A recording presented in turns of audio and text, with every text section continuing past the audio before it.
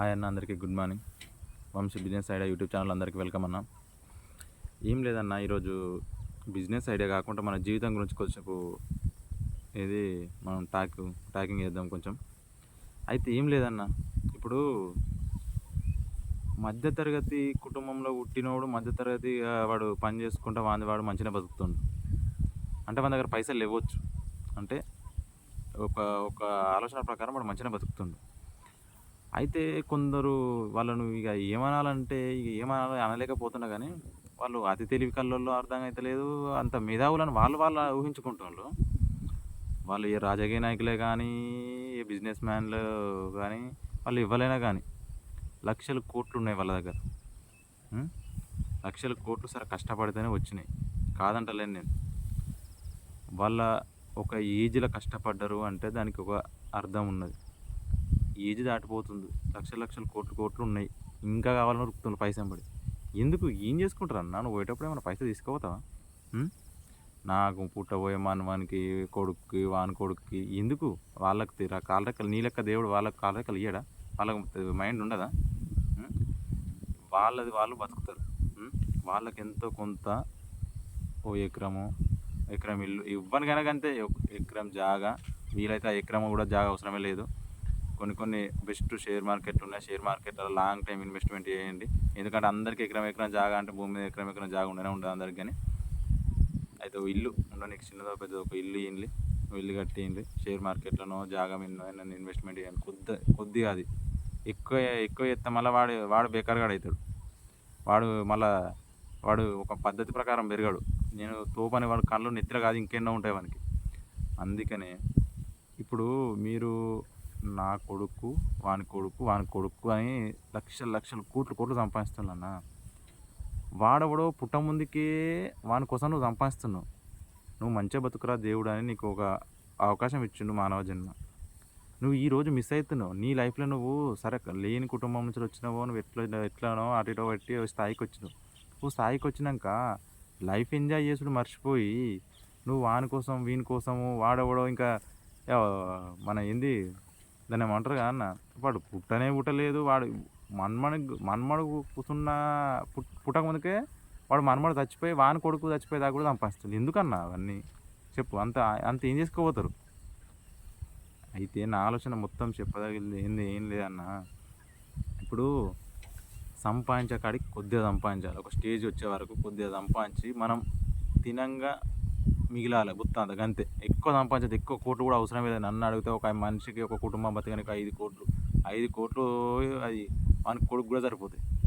ఇంకా 3 కోట్లు సరిపోతుంది అంతే. నన్ను అడిగితే నువ్వు ఒక 3 కోట్లు సంపాదించుకున్నావు, ఎంత పెద్ద రిచ్ మ్యాన్ కానీ అంతే. నువ్వు ఏ బిజినెస్ ఎంత పెద్ద మొత్తం హైలైట్ కానీ ప్రపంచం హైలైట్ కానీ బిజినెస్ పక్కకు పెట్టు, ఇంకోనికి ఇచ్చేసి. లేనాడు ఎవడన్నా బతుకుతాడు, ఏమైనా చేసుకుంటాడు.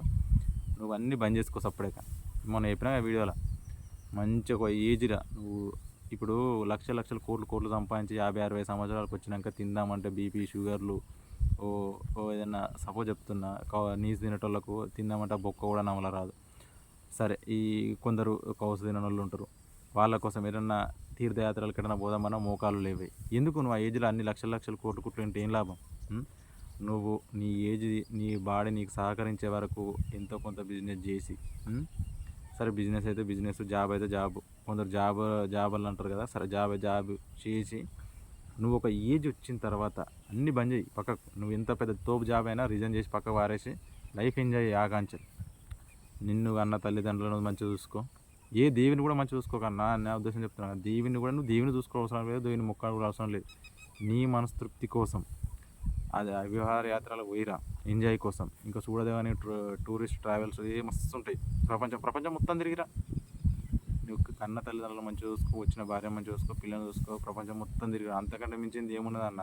ఏదో వాడెవడో ఉడతాడు, వాడెవడో కొడుకులు కోడళ్ళు వాళ్ళు ఎవ్వరి కోసమో నువ్వు ఇవాళ నీ జీవితం మొత్తం దారపోసి నువ్వు అసలుకి ఇప్పుడు రేపు దేవుడు ఏం చేసిండు? బతకనీకి పైసలు సంపాదించుకోవాలరా అని చెప్పేసి దేవుడు పుట్టించినాక వీళ్ళు అంటే బతకనీకే పైసలు సంపాదిస్తున్నాం. ఇక అట్లా సంపాదించుకుంటూ రోజులు గడిచిపోయినా కొద్దిగా ఏమైందంటే డబ్బులు సంపాదించలేక బతుకుతున్నాం. అసలైన జీవితం మర్చిపోయినాం.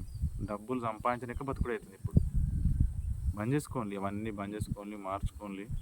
ఏం లేదు, నువ్వు పైసలు సంపాదించినావా ఎంతో కొద్దిగా గొప్ప లైఫ్ ఎంజాయ్ చేయి.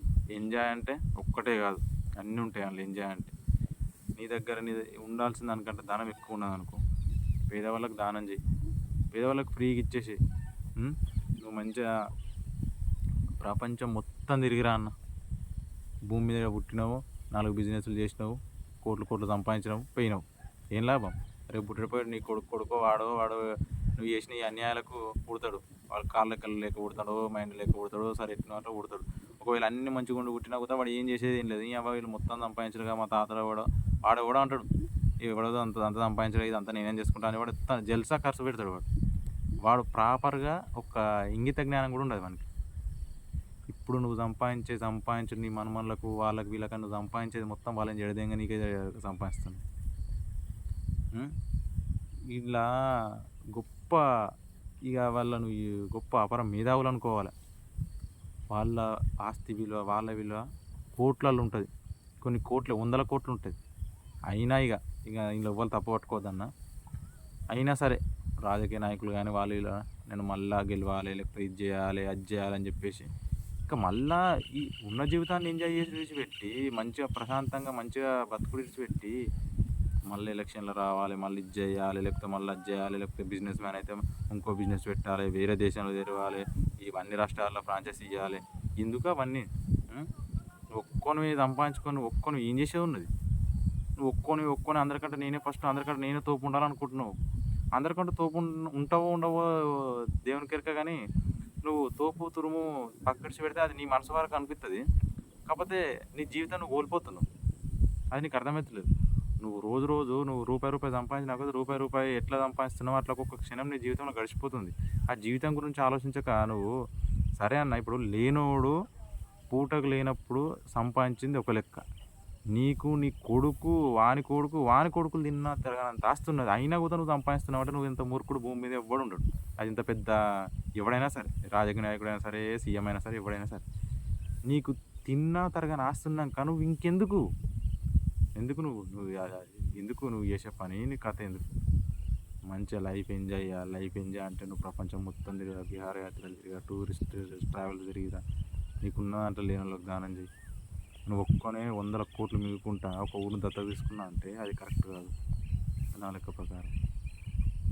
ఇక నేను ఆలోచించుకొని అందరూ మారాలని కోరుకుంటున్నాను. నెక్స్ట్ వీడియోలో మళ్ళీ కలుసుకుందాం. Thank you.